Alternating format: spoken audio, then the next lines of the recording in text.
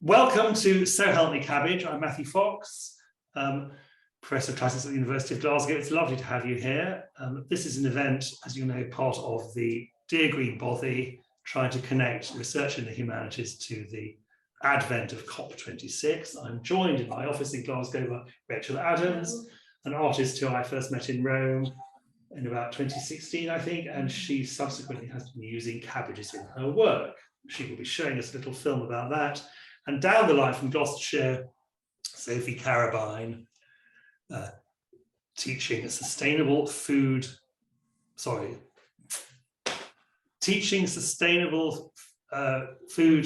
agriculture at the Royal Agricultural University of Cirencester.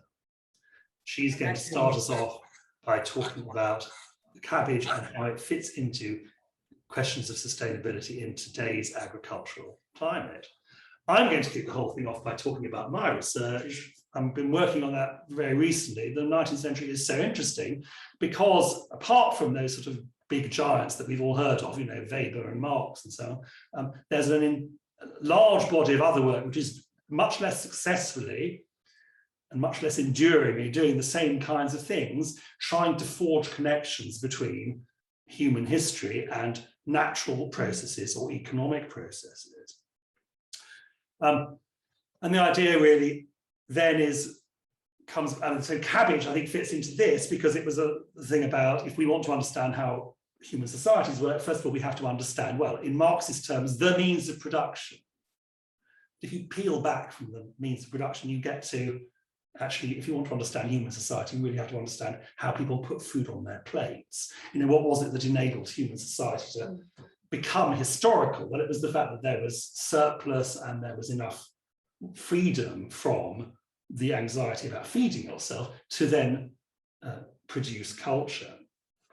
And what I'm trying to do is relate that 19th century lens, or apply that 19th century lens to what was going on in Roman literature. Rome was a much less technologically advanced society, obviously, than the 19th century, but it was still pretty technologically advanced. They were very much concerned with some of the same ideas that were prominent in the 19th century about being alienated from the land, losing contact with farming. That was a big issue in Roman literature. People are always very worried about what's happening to farming, how they've lost touch with these very basic things. So it's an interesting area to explore what the connection was between the 19th century and then the Roman version of it. And what I've discovered, of course, is that, I mean, I sort of knew this before, but what I've discovered is there is a very direct connection. Most obviously because Karl Marx wrote his PhD thesis on the atomism of Democritus compared with the atomism of Epicurus, and also because Max Weber, likewise inventing sociology, well, his big intellectual breakthrough came in a little red text which brought together Roman agricultural treatises with an almost unreadable collection of works known as the Roman land surveyors. You know, so there were these really obscure texts about how to measure land. Weber got into the idea that if we understand how the Romans apportioned farms, then we'll really get to the bottom of what made Roman society and Roman history what it was. So there is a very direct connection between these 19th century ideas and these Roman ideas. Why then did I start to think about cabbage in particular? Well, the main reason for this is that the first Roman piece of Roman prose that we're able to read, the earliest work that has survived in Roman literature that's not written in verse, is a work called On Agriculture by this almost mythical figure called Cato the Elder. And Cato the Elder was obsessed with cabbage. I think it's something like 70 cabbage recipes. So the book starts off by telling you how to choose a farm, how to buy a farm, how to organize a farm. It's a treatise on agriculture. But it ends up with, as I say, a very large number of, well, recipes, but they're not recipes for cooking cabbage so much as recipes for turning cabbage into a medicine. Because cabbage has this, according to Cato, an endless applications as a panacea for all kinds of health problems. The most florid one I think, is the one that says, Florence, the wrong word, but never mind. The most sort of exotic one is where he says, if you save the urine of somebody who's been on a cabbage diet, you can use it to bathe in, and this will prevent you from getting ill. And he recommends this particularly as a treatment for children. You can bathe your sons specifically in the urine of somebody who's been eating a lot of cabbage. And that's just really an emblem of how very extreme Cato's love of cabbage was. It was so extreme that people then commented on how extreme his love of cabbage was. So he became known for loving cabbage. Cato and Pythagoras, very important figures in Roman cultural memory. And they're both, they have, in different ways, an enormous sort of almost mystical quality in later Roman thinking. And that the fact that cabbage sort of figures very large in that, I think, is quite important. But it's actually, where does so help me cabbage? So where did the title So Help Me Cabbage from? This is a different work. This is Athenaeus. Athenaeus is the Dining Doctors. So we are still in the Roman Empire. This text is written in Greek, an enormous encyclopedia of anecdotes relating to food. And that's where we hear about cabbage becoming a prophet, and cabbage being treated as a god, and cabbage being sworn by. So when you say, so help me cabbage, obviously it's instead of saying, so help me God, or so help me Jupiter. And like most things in this strange text, the Dining Doctors, the evidence goes back a long way, and you can find people from 500 or 600 years ago saying, buy cabbage. But of course, if you interrogate what that means, it's quite interesting, because you've got this thing which is so normal, so ordinary, such an inevitable part of the human diet, but then it becomes a deity. I'd love to know more about the prophetic properties of cabbage. I haven't been able to find out what that consists of. It's really Pliny the Elder who gives us the clearest picture. He's the person who says, Cato, Pythagoras, obsessed with cabbage. Let me fill you in on all the actual other details. So Pliny treats cabbage twice. The first time he treats it, he tells us a lot about varieties. So this is where we hear about all the different types of Brussels sprouts, different types of kale, the forcing of kale to make a long shoot because you earth up the size of it, which I think is a bit like the one brassica that I've never eaten and would love to try, which is sea kale, which is made by earthing up on both sides. And Pliny talks about that. And in the other one, he goes through and summarizes the medical virtues of cabbage. What's interesting is that for Pliny, the ordinariness of cabbage comes in the fact that it doesn't need any particular treatment for being cultivated. I mean, there are a couple of side remarks about asses' manure being very good for cabbages, and you can harvest it all year round. But in none of these works are people bothered about cabbage cultivation. They just assume cabbages will grow. They don't need particular attention. They are, they're just part of the agricultural landscape.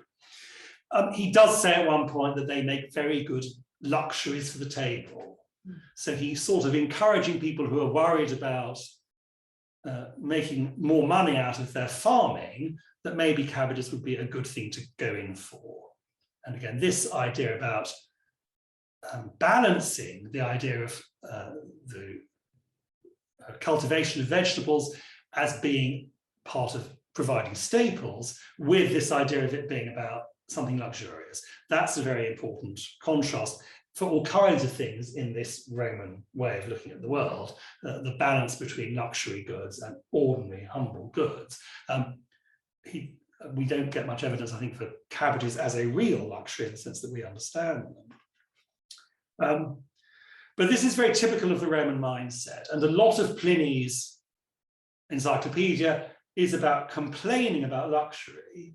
And this is where I'm sort of moving very slowly around towards sustainability, because often the production of luxuries in Pliny leads to a distortion of nature and a corruption of the environment. And in Pliny's text, there are some wonderful passages about, for example, the destruction of landscape by mining. Humans have got so obsessed with precious metals that they will go in and rip Mother Earth's guts out and leave these terrible scars on the surface of the earth. So there's clearly a sort of interesting ecological consciousness in Pliny, which I think did have some influence on 19th century thought, which I'll come back to in a bit. But the crucial thing is that this idea that it's being motivated by people over-exploiting. You know, this is already there in the 1st century AD. Cabbage is not a good example for that. As I say, cabbage is like, it just grows, you don't have to worry. But I will just briefly mention that my favorite 2 commodities, purple and pearls, because it's purple and pearls. I mean, I do this because I wasn't going to try at one point to use Purple and Pearls as the title for my monograph, but everyone told me it sounded too much like a Barbara Carlton novel, so I won't be doing that. But what's wrong with purple and pearls? Well, that tells you a lot about nature, because purple and pearls are produced by shellfish, pearls obviously by oysters, purple dye by the murex mollusk, the murex mollusk. They are the 2 instances that Pliny singles out as being the place where nature has done more damage to human morality than in any other commodity. So these are natural commodities, but nature's got it in for us. You know, we have been duped by natural processes, and we've got so obsessed by purple dye that now we pay untold sums for purple dye. And, you know, Caesar invaded Britain, Pliny tells us, because he was so captivated by the rumours of the preternaturally large pearls to be found off the coast. So nature leads us on to luxury and then produces a kind of self-defeating corruption of itself in a way. Seneca, more or less contemporary of Pliny's, does something very similar when he talks about mirrors. Mirrors begin as a natural phenomenon. You know, we can observe mirrors. In mirrors, we can see optical processes that occur in nature. The first mirror was a bowl of clear water or the surface of a smooth pond where the heroic ancient warrior would admire his reflection. But then with the invention of fabrication, human beings were able to manufacture mirrors out of metal, and this led to a terrible decline. The end point of the decline is this notorious figure called Hostius Quadra, who populated his bedroom with distorting and enlarging mirrors so that he could have a particularly kind of spectacular view of his own sexual activities. And this is a kind of very extreme version of that trajectory between a natural process and one where human luxury has taken hold and destroyed morality.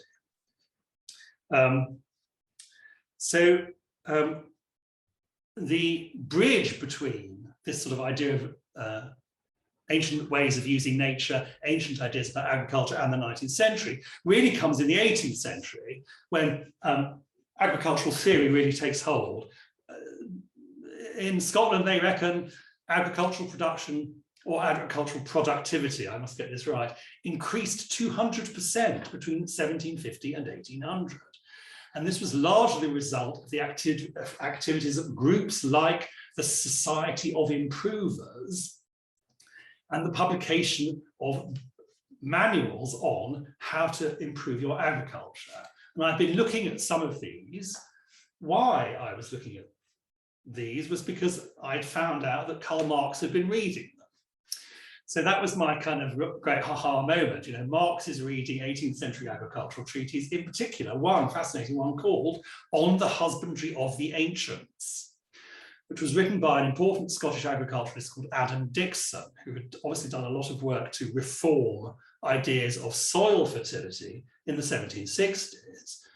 And then towards the end of his life, he wrote a book about ancient agricultural theory and how it could be applied to improve soil fertility in his own day. So there is a sort of direct bridge between these conversations about land management in antiquity and land management, particularly in Scotland in the 18th and early 19th century.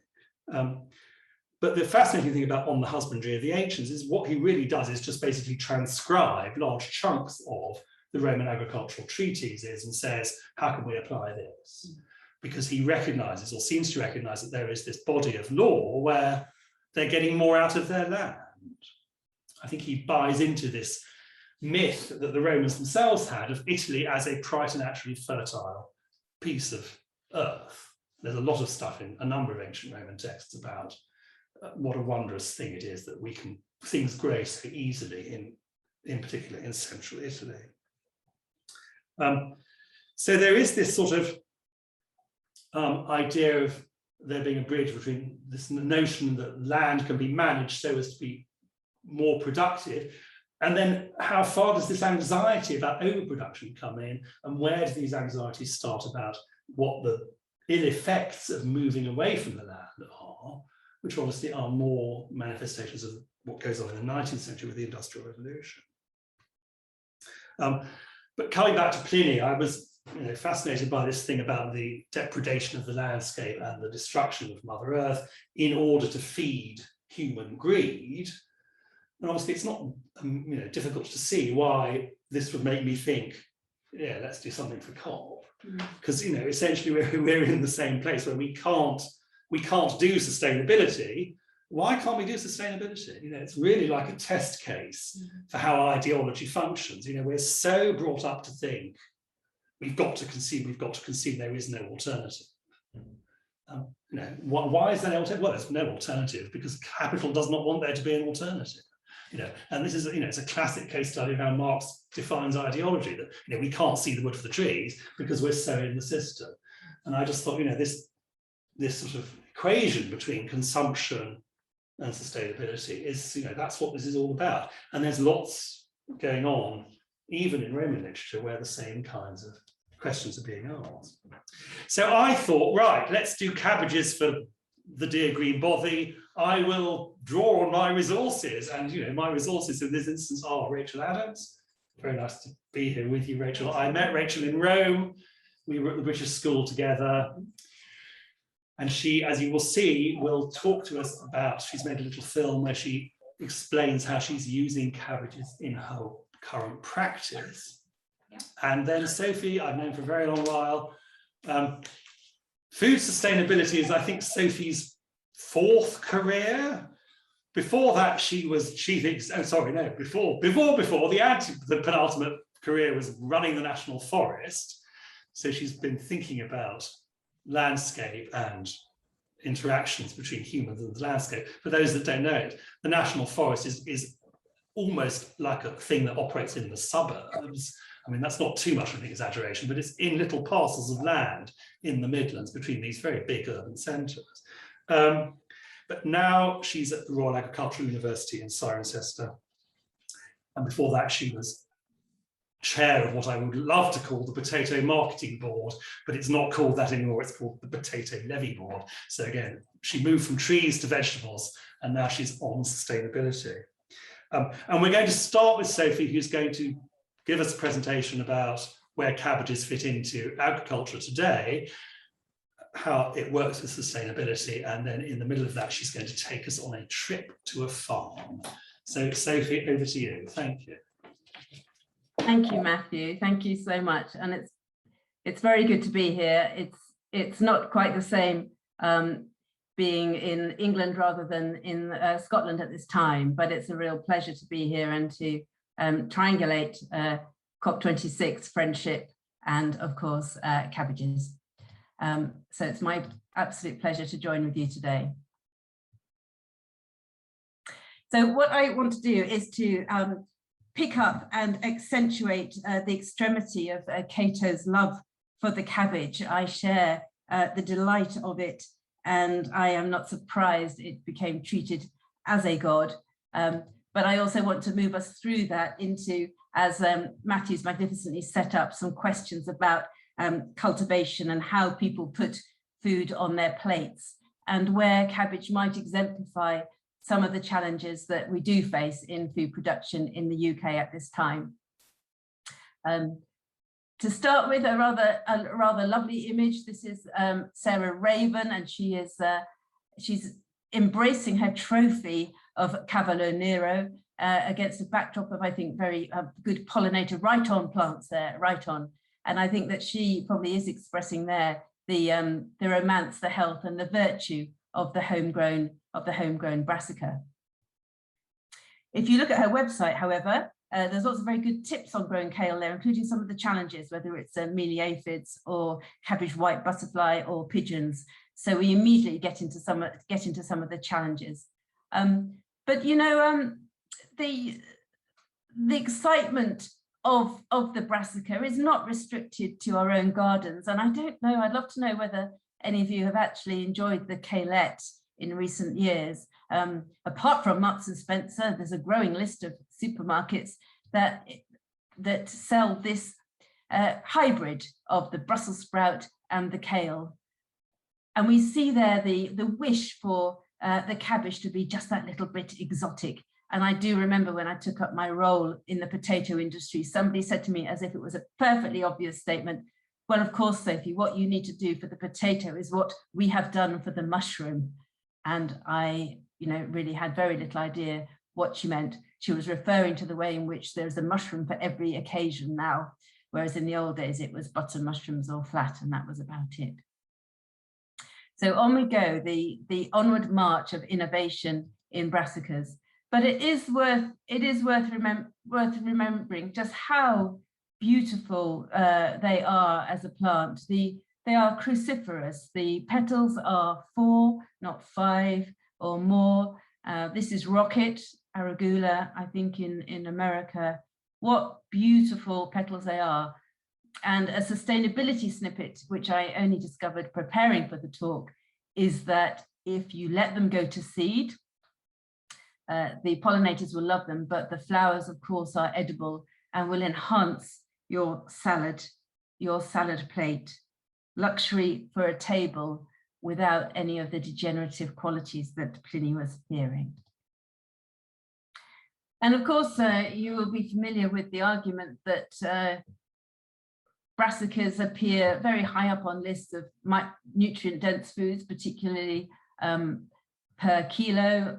You get a lot of nutrient for your kilo. You get a lot of vitamin. You get minerals, trace minerals, and more substantial minerals, and possibly they have anti-carcinogenic properties. So I'm entirely on the side of Cato in the extremity of his love and reverence for the cabbage. And just giving a moment for the very important carbon element of our gathering today, the carbon emissions and the climate changing qualities of different food is here to see. There you are, it's the shape of that red line and the red bars, and also the position of brassicas near the bottom. Potatoes underneath brassicas, in fact. Bear in mind with all these, though, and we will come to this, that transport and waste and the way in which we consume them, it's not just production, is very important in the ultimate carbon load of the different foods which we eat. So in a moment, I want to take you to Wiltshire, and I will invite you to listen in on a conversation with a Wiltshire farmer. But first off, forgive me for this schematic, it's actually from a geography GCSE revision site, no shame. But broadly, agriculture in the UK divides into, does it have roots or does it have legs? And where is it grown? So broadly, if we start on the east side, where the land tends to be flatter, the fields tend to be bigger, there's a lot of light, tends to be a bit drier, but climate change is changing extremities of floods and droughts. But you will tend to get arable and field crops, cabbages, potatoes on the east side. Then there is that pink stripe, which is called mixed, which implies that you've got farms which are both arable and animals, roots and legs. There are some of those. There's also just a mixture of arable and livestock farms. And then, of course, on the west side, and you recognize this very much in Scotland, the uplands, which tends to be sheep, and then dairy and the lush grasses and of Ireland, and wonderful Hereford cattle just somewhere between Wales and England. So it isn't the case that you can simply choose to perhaps move to more mixed farming, where you're dealing with that concern about soil health, which Matthew mentioned, just by adding in some animal manure and letting them turn the soil over. It may not be easy for you to do that. And it may be that some parts of the country are always going to be preferred for some kinds of farming. However, it is always worth keeping abreast of the latest thinking in agriculture. James Rebanks is having a spectacular time describing how he wanted to recover his farm to a more mixed system, having seen his grandfathers move away from that and getting hooked into a reliance on expensive machinery and expensive chemicals. And of course, the history of our country suggests that it has been possible to have cattle in the east, and that might be important for cabbage production. This is Coke of Hokum, who was famous for his breeding of magnificent sheep in Norfolk. So the farm which I visited was nowhere near 80 miles wide. That is a function of the dot I could find on my application. But in Wiltshire, somewhere between mixed farming, perhaps a sort of preference towards dairy, here we are. We find the farm which I visited. I live near Stroud, Hackney of the southwest of England. Some of you may know it as farmers markets, people who like to feel they're on the right side of soil health and fertility. And I cast about because I was not over in the east where it is green and there are big farms with big machines. And I found a grower of brassicas. And I would like you to listen into our conversation. I'm flagging up that it's the conversation to listen to more than my images. But I'd be grateful, Kevin, if you could take us to the film where I visit Tim Paget. Thank you so much.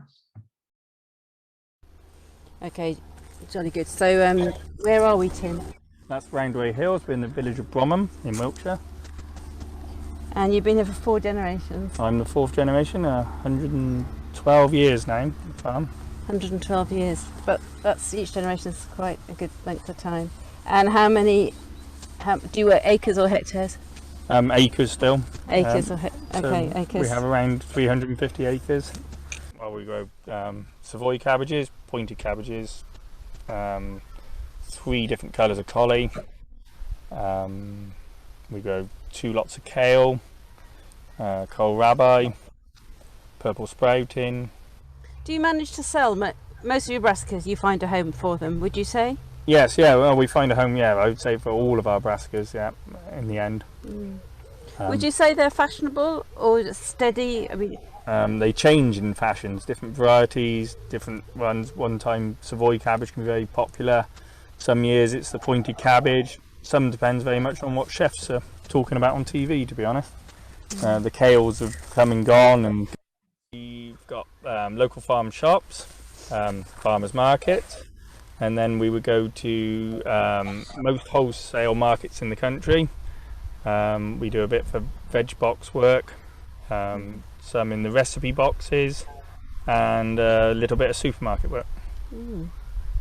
So there's a fashion at the moment for saying have lots of different markets, like you have, grow a lot of different varieties, but then people come back and say, but that's never going to feed the nation, that's too fiddly, and you still need carrots as far as the eye can see. It's probably true, to be honest. I mean, trying to grow on our scale to feed the country would be probably not feasible, to be honest. Most ground is grown on and it's all sold and eaten. I know there is a bit of food waste in the country, but you can soon tell if big growers in the east have had issues with their crops. I mean, we can't keep up with the demand that comes our way. Okay, so if number 10 is the crop that you like growing most and 1 is the crop you hate growing most, brassicas. Bang in the middle, I'd have thought. Okay. It's a fairly, middle of the road. Middle of the road crop. Which would be number 10 out of interest? Probably my carrots. Probably carrots. Are they your pride and joy, to be honest? Yes. Okay, so we can say that's fine. Do you have a favourite cabbage and a favourite cabbage dish yourself? Oh, my wife makes a very, very good Chinese duck on a bed of Savoy leaves. Sounds very good. Yeah. In terms of sustainability, you don't have any animals here, got a sandy soil and you're working it and building it up. So what's your main tricks to do that and still keep growing veg year in, year out? As little tillage as possible, which is not always easy with our rotation. Cover crops, and yeah, just put as much residue back into the ground as we can. Try not to take more off the ground than what we need to. So you should be lucky that the people in these houses are not on sort of starvation diets, because they don't come in the middle of the night and take off all the tops. Because I mean, to be honest, Mark and I were quite tempted with some of the little regrowth of the broccolis and things. Very rarely do we have. Now and again the odd thing goes missing, but it's very, very rare. So that will all get chopped up and put back in. And then the cover crops, you grow things that will quickly come through after you cultivate at the end of the season, and that helps stabilise the soil and put some nutrients back in. Yeah. Yep. Brilliant stuff. Good. That's lovely for now. Let's walk. Thank you so much.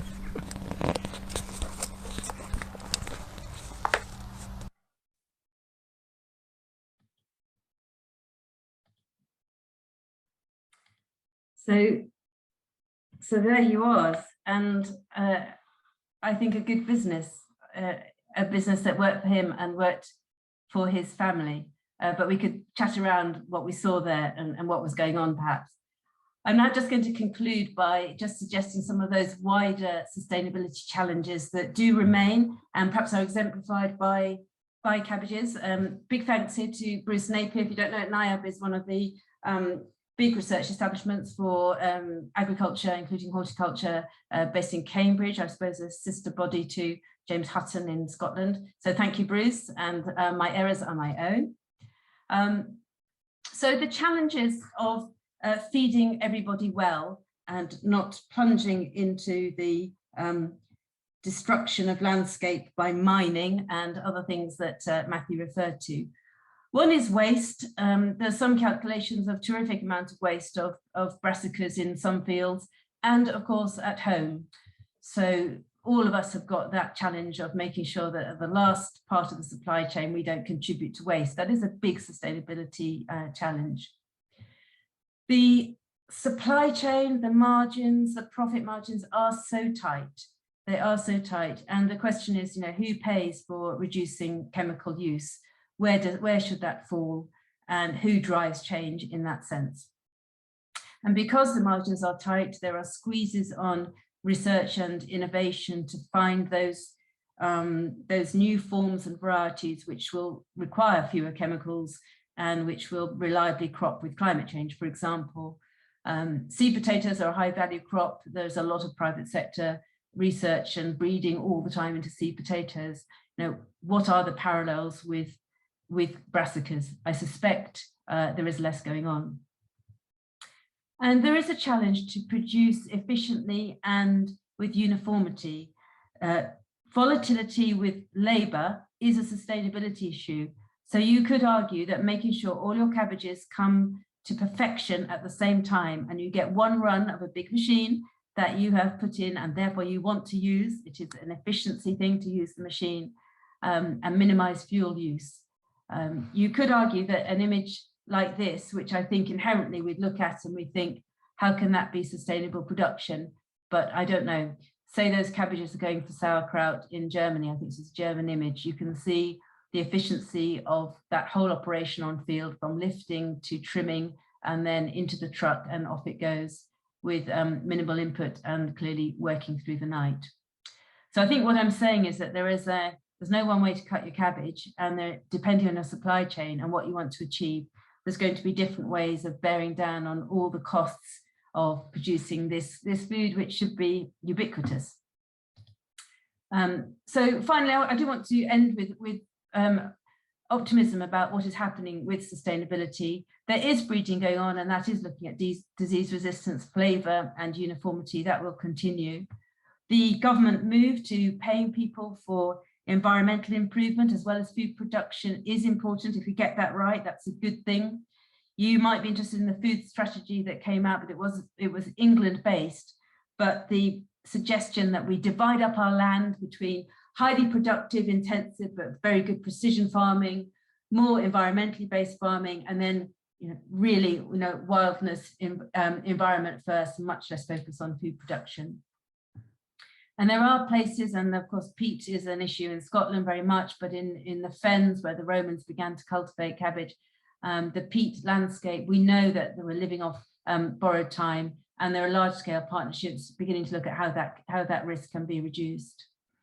Regenerative farming will include livestock and field vegetables, mob grazing, where you move the cattle around quickly. That will be a great help. And continuing consumer pressure on the climate and environmental impact of all supermarket food, that's got to be really important.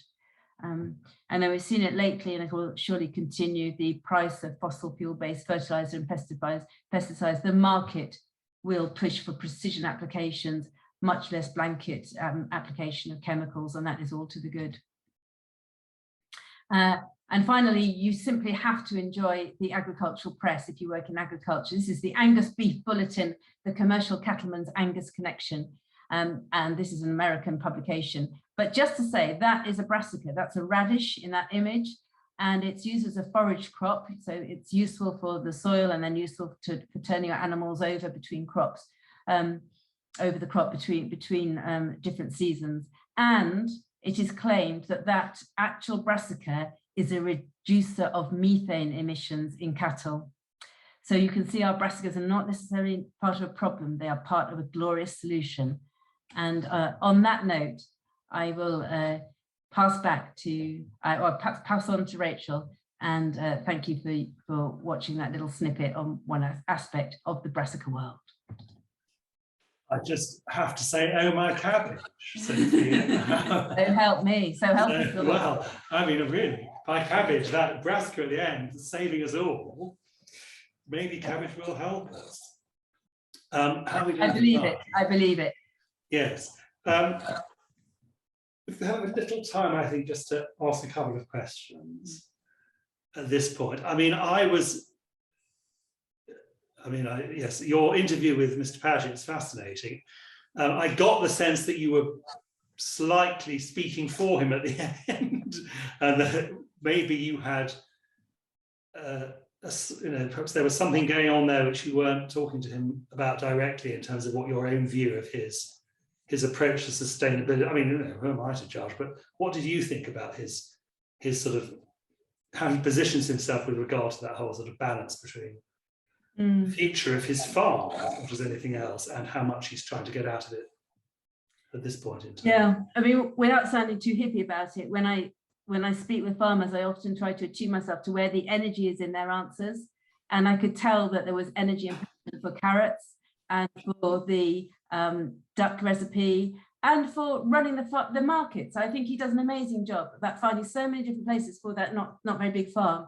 But you're completely right, Matthew, you spotted it. When I asked him, I said, what are you doing? There was a slight diffidence, wasn't there? There wasn't a kind of punchy, big, long list. And he said, well, I put in some cover crops.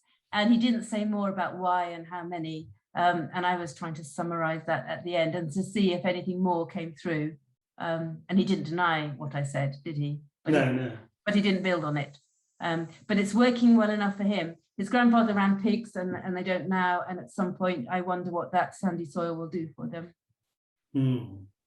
Yes, interesting. Did you want to, was there anything in there that you wanted to come in on? I'm sure there is. I think, I mean, I was really interested, well, particularly just that last, can we just go back to that last, just the cabbage? You don't have to necessarily show the picture of the radish at the end there.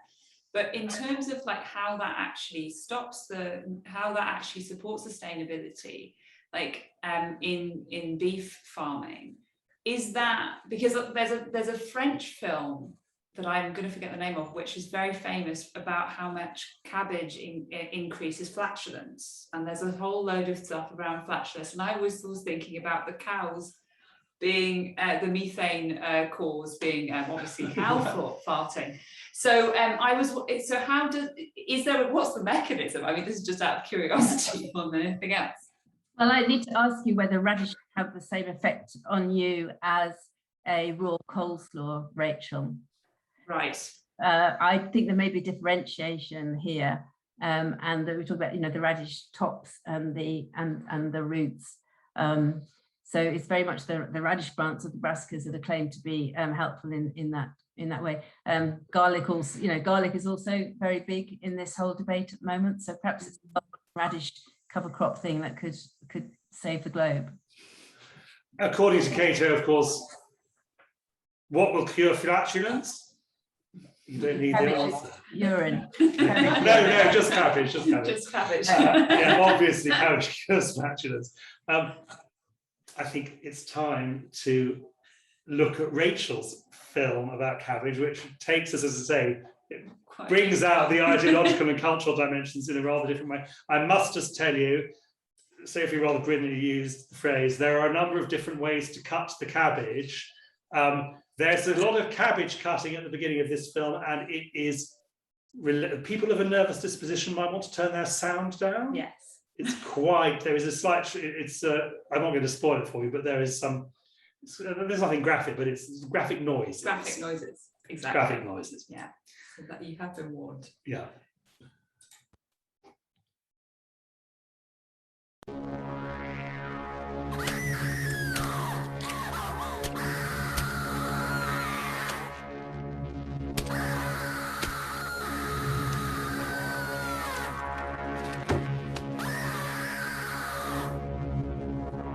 Sorry.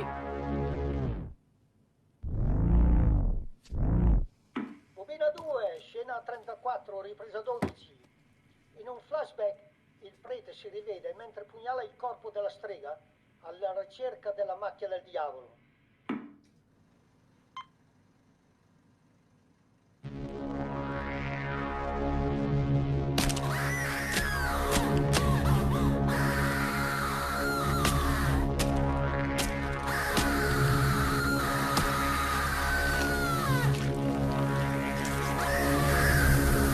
In this clip from the 2012 film Barbarian Sound Studio, a cabbage takes centre stage. Through the movie, we follow a Foley artist played by Toby Jones as he works to create the soundscape for a 1960s Italian horror. As we just saw, our protagonist stabs at a variety of cabbages to recreate the sound from the film's unseen gruesome content. This is not a work of pure fiction, but rather a faithful recreation of how Foley is done. Foley artists not only used cabbages, but employed other vegetables in their sound design for violent bodily injury. This includes celery and frozen lettuce to create the sound of bones breaking or someone being punched. Cabbages are particularly used to mimic the sound of the head. For example, in French revolutionary dramas, cabbages were cut in half to mimic the noise of the neck being severed by a guillotine blade or dropped into a container to recreate the thud of a severed head being rolled into a basket. This was part of the inspiration for my work Write Twice a Day. This commission was to sit inside a busy art gallery cafe, and I thought a cabbage could become a method of joining the imagery from the French Revolution with cafe culture. The sculpture was based on the shape of a guillotine with a tie-dye plinth at its base, screen-printed faux wood fabric covering its frame, and a laser-cut plastic blade. At the top of the sculpture was the image of a sliced red cabbage, which made up the face for a stopped decimal clock. This referred to a short-lived attempt to enforce decimal time during the French Revolution and the related process in which clocks were shot at and stood still. The title of this work refers to this concept, as even the broken clock tells the time right twice a day. Although it is hard to imagine, the restaurant has not always been with us and only appeared in Western culture in the 18th century. Some historians believe that in Europe the restaurant was in fact a direct result of the French Revolution. As the aristocrats were beheaded or left Paris, their chefs and household staff were left without work and began to create food served in the form of the restaurant we know today. However, as historian Rebecca Spang has quite convincingly argued, restaurants began to appear decades earlier, serving a thin meat consommé or bouillon-style broth. This broth became a popular type of restorative dish, which was even thought of as a health food. In fact, the term restaurant comes from the French to restore oneself. To elaborate on this complex history, I worked with writer Nick Helm-Grovis on a publication which accompanied the sculpture. The collaborative writing thesis on restaurants was split into 10 sections like the decimal clock and unpacked some of the ideas of the project. Mimicking the proportions of a menu, the cabbage theme continued inside and out. The booklet was bound in a paper cover, dyed with red cabbage, and had a brassica displayed on the front. It was held together with thin red ribbon, the kind the French aristocracy wore around their necks as a show of solidarity for guillotine victims. Based on the clock face, I decided to try to recreate a more accurate sculpture of a cabbage. To do this, I used the same method I had on the clock face, combining scanning, screen printing, and laser cutting. First, I captured each section of the cabbage, scanning it in leaf by leaf. From these scans, I created two file types, one of which I used to print the image, and the other of which was used to cut the outlines of the leaves. This outline was then traced by the laser cutter to shape each leaf individually. The scan of the leaf was then screen printed onto the pre-shaped plastic. These flat leaves were formed into 3 dimensions by heat forming the plastic, as you see on the sculpture here. This work cemented my interest in the relationship between the process and the cabbage motif. The combination of techniques used in image making and sculpture, as well as contemporary digital processes, analog printmaking, and hand modelling. Whilst the vegetable mirrored these themes, considering the line between work and hobbies, decoration, and function. Of course, many artists have been drawn to cabbages for similar reasons. The cabbage was both a symbol of stoicism and luxury in 17th century painting. For example, in Sir Nathaniel Bacon's Cook Made with Still Life, the cabbage is used as a centerpiece and at an opulent, if sexually charged banquet, whilst in Quint's Cabbage and Cucumber, the vegetable plays its part in a display of frugality, describing the artist and monk Juan Sanchez Cotan's humble existence. In the 20th century, artists used cabbages to consider the beauty of the everyday. Some employed them to explore the new medium of photography, including Edward Weston's modernist renderings of a cabbage leaf or Tina Modotti's street photography. Stanley Spencer, who grew brassicas to make his income, often used them in his paintings to speak to the joy of the everyday. In works such as The Dustman or The Lovers from 1934, the cabbage is part of a scene of ecstatic banality, a sentiment summed up by Spencer when he said, "I am on the side of angels and of dirt." Drawing on these ideas from art history and the technique I had developed, cabbages took centre stage in the exhibition Noon at Glasgow's David Dale Gallery. This show reimagined the gallery as an office, data centre and garden. The 3 main elements were a tie-dyed covered monolithic sculpture reminiscent of a mainframe, a desk sculpture punctuated by regular holes, and a cabbage patch mounted on plumbing pipes. These works hope to allude to the history of feminized labour, drawing out connections between secretarial work, computing, textile crafts and gardening. As in earlier work, these ideas were expanded upon in a collaborative text by writer and curator Stephanie Strain. Continuous Noon is suggestive of cuboid-style computers which appeared in offices during the 1960s. I was always struck by the similarity between these forms and the rectilinear sculptures which emerged in art galleries at the same time. Continuous Noon hopes to hint at this. It takes the frame of this type of minimalist sculpture and replaces the hard-line industrial aesthetics with handmade and tie-dyed textiles. Around the back, there is an exposed area where a mess of decorative macrame knots spills out. With this work, I wanted to nod to the relationship between handicraft and computing. The term software, for example, is based on the feminization of women's work with computers. In the embryonic stages of the industry, the division of labor in computing was split into masculine hardware and feminized software. This was based on the assumption that software was rote, easy work and of little importance, constructed via the similarity of this new role to secretarial labor and textile-based craft. As computer historian Nathan Esfinger has suggested, the telephone switchboard-like appearance of early computer programming cable and plug panels reinforced the notion that programmers were machine operators, that programming was more handicraft than science, more feminine than masculine, and more mechanical than intellectual. Infestation continued the computer theme, using early programming paper tape as inspiration for the holes, replete with caterpillars which had infested the office space.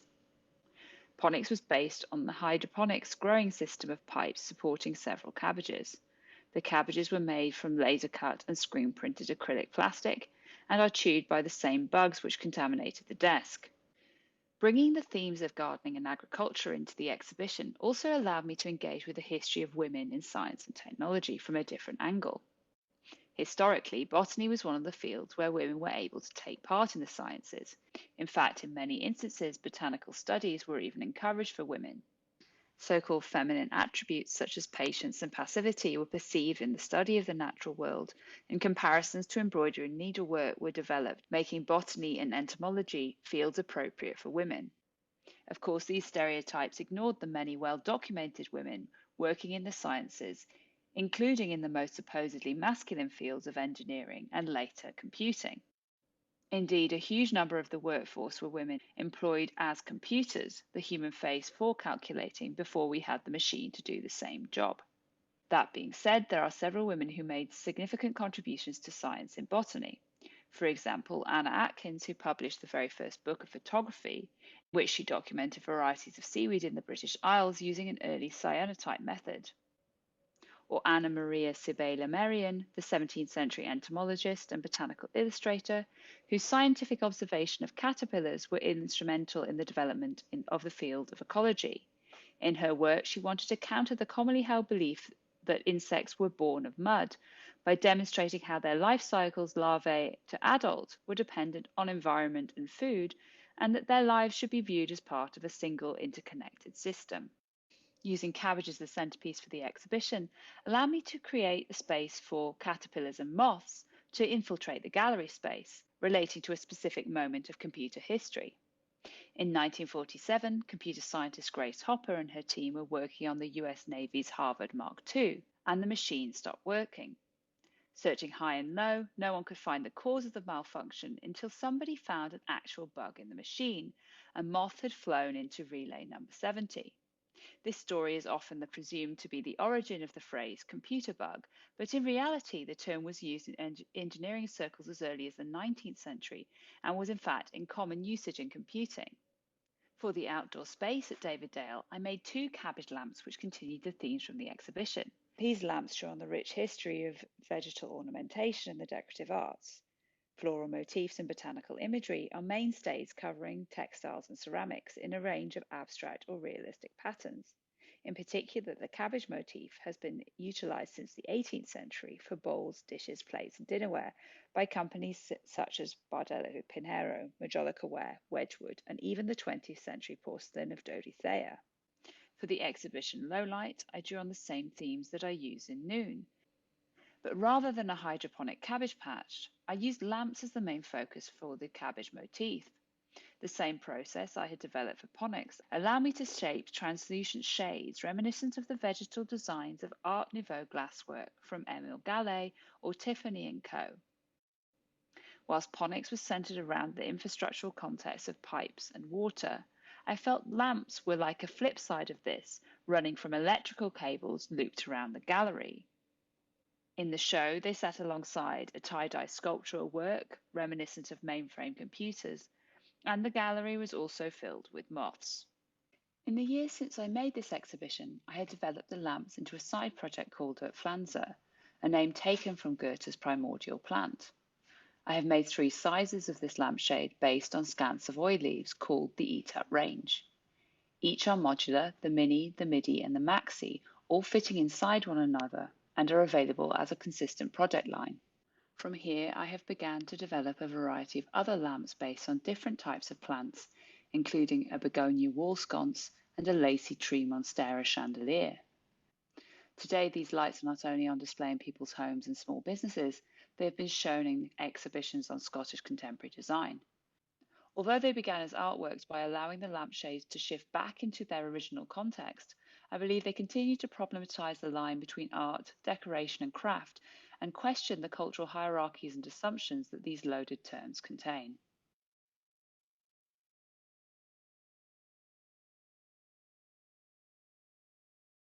Yeah. Go on. I just was thinking, and then, I mean, I've watched it a couple of times earlier today, but even so, I hadn't thought, oh, and of course, what about all that Roman lighting? I mean, you'll remember that from being in Rome, you know, the absolute delight with which the Romans lit their homes with, you know, objects taken from nature, but were then reappropriated in a totally different way. I mean, usually, actually, as far as I recall, in the Roman situation, it's animals rather than vegetables. Mostly, you know, a little lamp handled with geese's beaks coming out of them, or you know, whatever. The thing that really struck me about your film was the way that you, I mean, this is the philologist in me, but twice you used the phrase "putting the cabbage centre stage." It wasn't meant to. It's terrible. But I think it's really good. You You get, but then you know, you get into these habits of thinking, but actually it's terribly revealing, isn't it? Because Yeah. you're doing this thing about interface between technology and nature, and this thing about, and particularly the way that the cabbage takes us to the computer. You know, that's a very intriguing.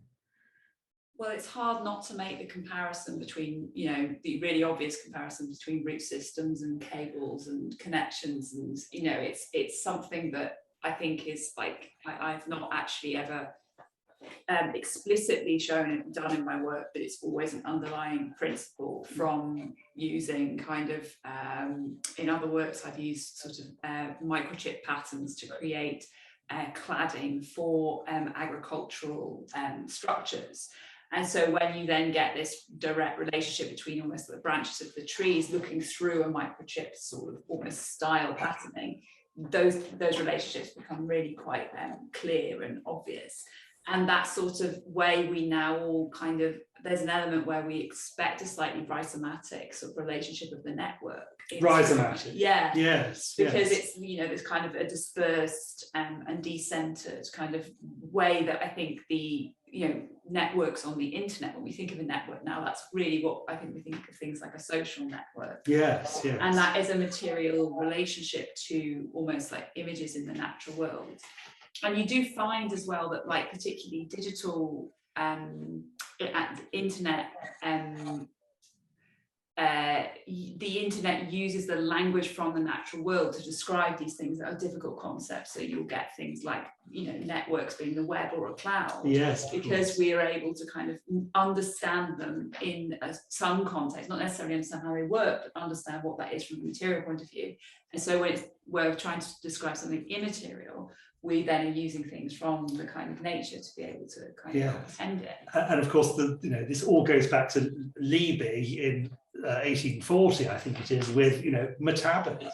You know, and metabolism is this idea that really kicks 19th century materialist thinking off, because suddenly there's this thing that comes from nature. I mean, in German, it's Stoffwechsel, which is change of material, which is even more kind of, you know, all-encompassing. Even the metabolism, obviously, with its Greek loan words, doesn't work in quite the same way. But, you know, this idea that and metabolism is the thing which, you know, completely gets Marx going on circulation of goods, and I think, you know, it feeds in even to what then Freud does with processes in the brain or the psyche. So, you know, this idea of the metaphors we live by is that famous text from the 80s, isn't it? But you know, it's another one of those, isn't it? But it fits into a pattern where, you know, we're struggling to deal with new cultural phenomena by lighting upon some sort of central process in the natural world that really seems to kind of define them.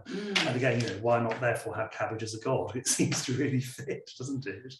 Sophie, did you want to say anything in response to Rachel's film? I love that you could see insect damage in your cabbages, and active on the table. That flips back to Sarah Raven having a lovely photograph, but also a whole page on how you deal with problems with kale. That is the realities. There's an interesting juxtaposition in cultivation at the moment, isn't there, between all this stuff about, for example, the tree roots. Trees are a community, and their roots and the mycorrhizal community is all sort of anthropomorphized, that it's talking to each other and they're supporting each other and communicating, and there's like a herd of elephants. Judi Dench did a very good exposition of this on a program about her own trees. But on the other hand, a great interest in hydroponic cultivation, where you're going to have minimal root development because the nutrients are going to be so available.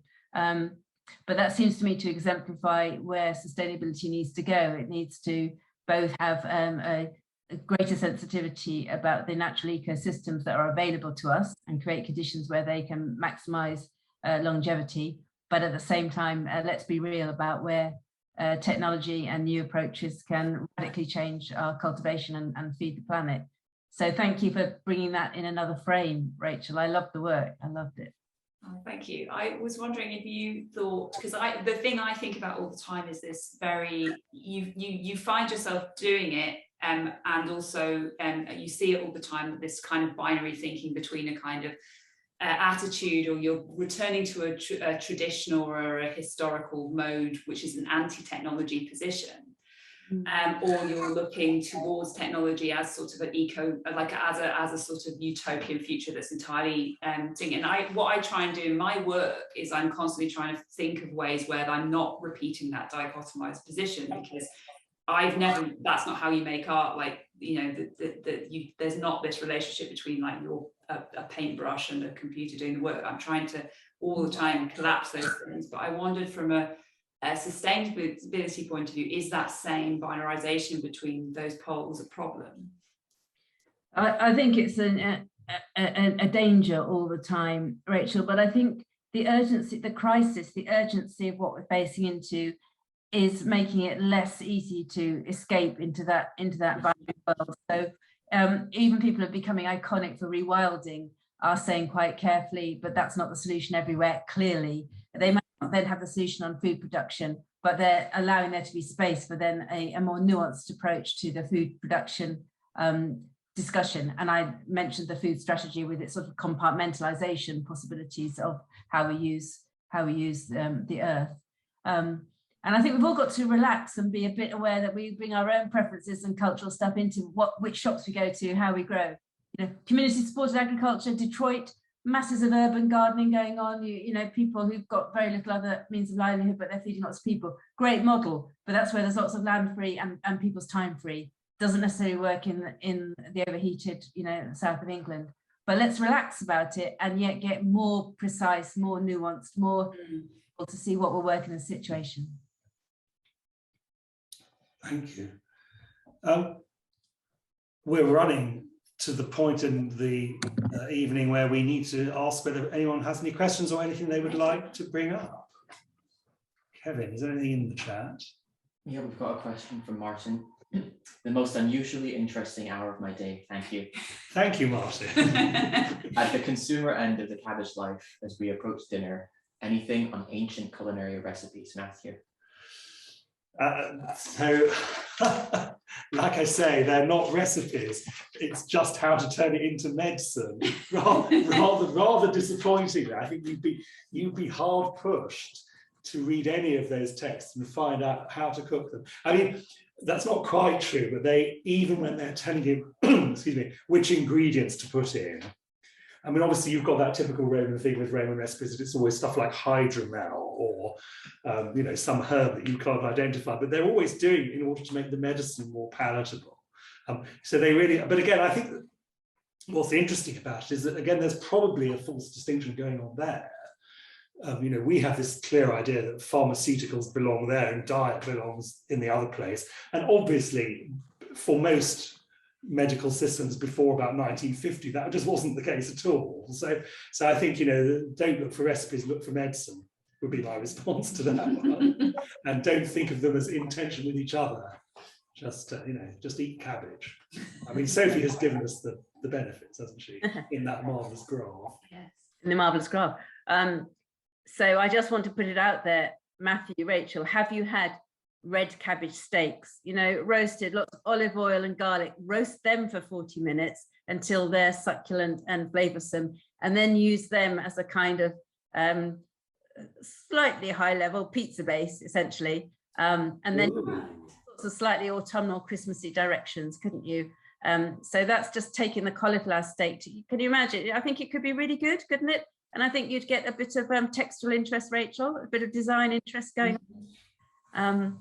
So I'm just putting that in there as a seasonal delicacy that I'm intent on trying. Thank you, thank you. Red cabbages are so already sort of, they're the most just delightful looking things. It's almost like you see why everybody just goes for them as a kind of thing to try out different media. I think you find that a lot in art, where people are just take red cabbage or cabbages generally, but like something that's quite close to hand to try something else. There's amazing Nigel Henderson print photograph in the Tate Britain. They have it quite often. They have it up in the it's like a sort of room in the Tate Britain. It's like got ephemera and things in it, and it's this very offhand thing. And I think often that's where something already has a lot of visual interest, like a red cabbage or a cabbage leaf appears. So something like food, I think, is often the where you get those early instances of people experimenting with media. And it's funny that we need to now think about experimenting with food from a sustainability point of view to sort of find other ways of using things that maybe would replace something that is not anymore going to be something that we could rely on getting. A steak, you mean? Yeah, Yes, precisely. yes. Indeed, you know, that sort of way, it's the other way around. Yes. Any other questions? Yeah.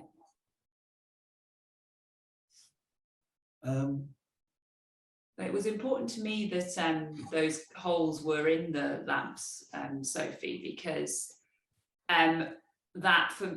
because I mean, obviously from a sustainability point of view, I'm very aware I'm making these plastic lamps, but you know, if you're making things, you're making things. There's not really this. That is something that I know a lot of artists are dealing with as a struggle at the moment of like how that you can practice sustainably without entirely changing either your practice or becoming a purely eco artist, having it so embedded in the practice that it's not like even a problem. But then at the same time, you know, whenever anybody does these studies on sustainability with production, they look at if you look at basically if you don't scale up and you don't do mass production, you don't have any waste. And I don't know that's one of the things I'm really interested, like for example, so all those lamps I make, I try and do is have as little waste as possible in the plastic sheet I cut from, or I only make them to order, so there's not like a big stockpile of stuff sitting around. And I think it's funny that it's that nuance that you were talking about before, thinking about how you can sort of problem solve forward through those complexities without sort of throwing the baby out with the bathwater or something like that, from my point of view. I mean, I'm conscious in my own ecological sustainability practice, Rachel, in relation to brassicas, have of late found myself favouring the cauliflower because all of the cauliflower is so delicious. And ecology by cauliflower, there's quite a lot of stalk in the middle. And back in the 70s or 80s, and I was learning how to make cauliflower cheese with my mother, it would be, oh no, that goes somewhere else. But it's interesting that it's a subliminal process now, whereby you are choosing food that is delicious but also has minimal waste. But that does not mean that there won't be other moments when I might have that moment of extravagance or fun and joy with food, which isn't something I would do every day. And I think that same, you know, your use of materials in a conscious way, a mindful way, creating something of lasting value is, you know, that is great. I mean, I'm sitting opposite a very solid and very old and very wooden sideboard that has got a lot of embodied carbon and effort in it, but it's a piece forever. And if I get myself together and get one of your lovely lampshades, I would live with it for a very long time.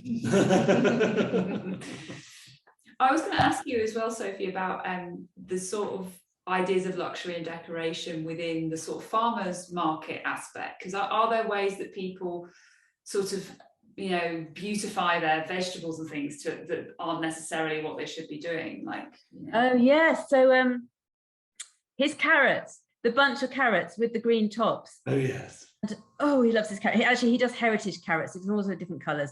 So if you go to Sky Farmers Market, you'll come across the stores, coloured carrots. It is insane to sell carrots with the green tops. They're transpiring. The carrots are, you know, they're losing moisture and energy through those green leaves. Much better to cut the leaves, put them, you know, compost them or give them to animals or put them into an anaerobic digester, whatever you want to do with them. But you see people coming out with their, I've got my heritage cabbage, and if they didn't have the tops on, they wouldn't be those Stroud carrots. So, and I do think that you're falling victim to something there, but yeah, nice to hold as you go home.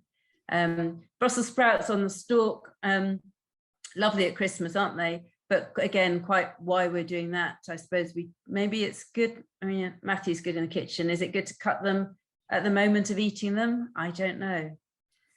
I mean, I had such a terrible experience, I'm not going to go into details, with those sprouts one Christmas, that I'm never going to buy them again. So I don't know, actually. No. Yeah. And then all of, the baby leaves, so, baby rocket, baby spinach, they're all, they're some of those are cultivated outdoors. So you imagine you've got the whole Earth's crust, and then this precious topsoil layer, and then you've got these tiny leaves being grown in really big fields.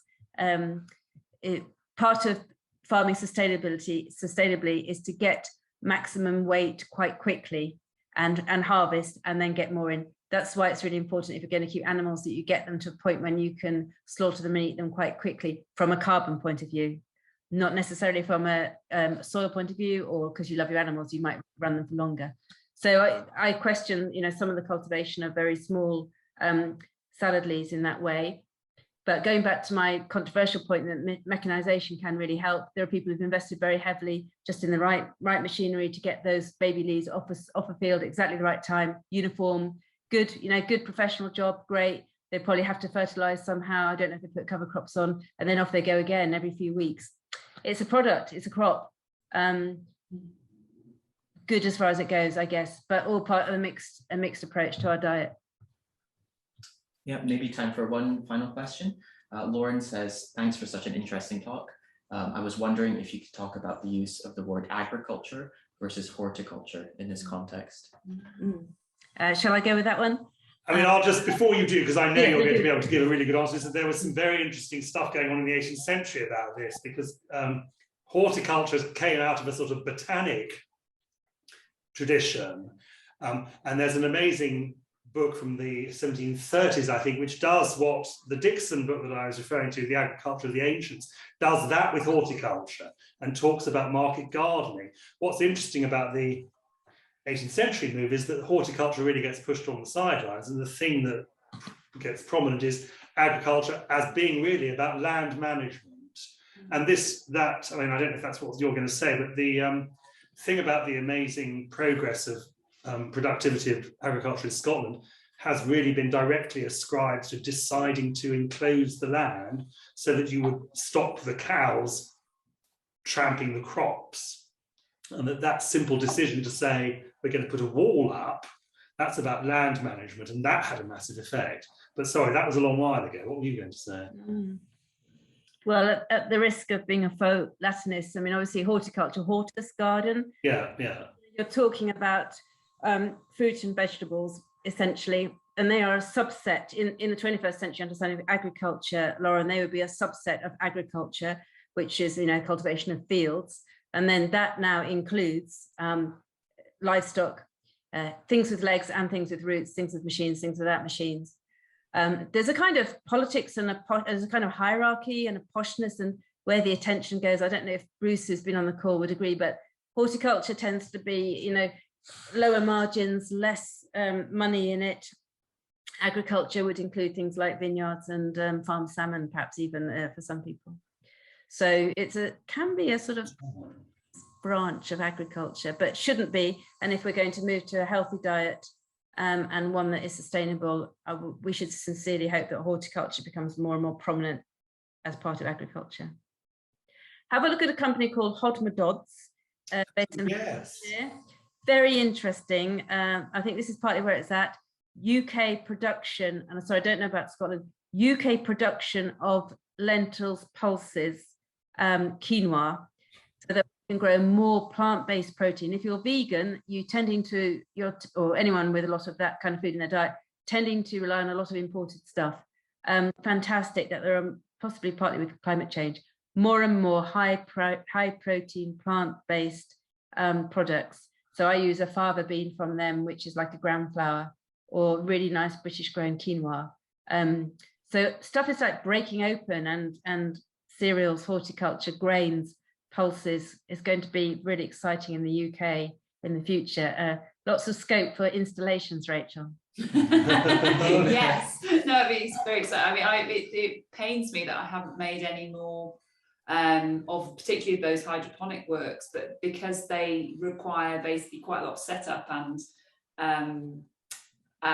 storage afterwards. And also COVID kind of did put a sort of stop to certain elements of production for quite a long time.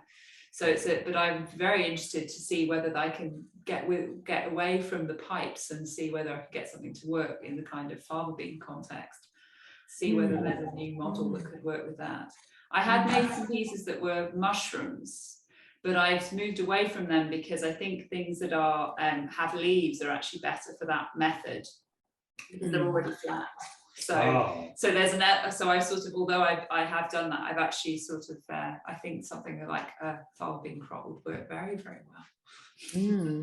Nitrogen fixing, go for your legumes. They've got very nice form, and they've got a lot of below soil value as well. Yes, we've even had Hobmadod's pulses in our veg box during the hungry gap. They've given us dried peas instead of fresh vegetables once or twice. Oh, that's interesting. Yeah, that's I like that a lot. Yes. Yeah, I like that. That's great. Yeah. Community veg boxes. Anyway, yes. But I think we're probably out of time at this point. I've had a lovely time. Thank you so much for joining me. Thank you, Sophie. Thank you, Rachel. And thank you all for coming along. I hope you've found it useful and entertaining. Thanks very much indeed. And thank you very much to Kevin, who's been dealing with our technology. Thank you very much. Thanks. And all the best for COP26, and my greetings to Glasgow and to the university. And thank you, dear Matthew and dear Rachel. That's been a great pleasure. And I wish you everyone a good evening. Thank you very much. Thank you so much. Shame we're not here. Yes.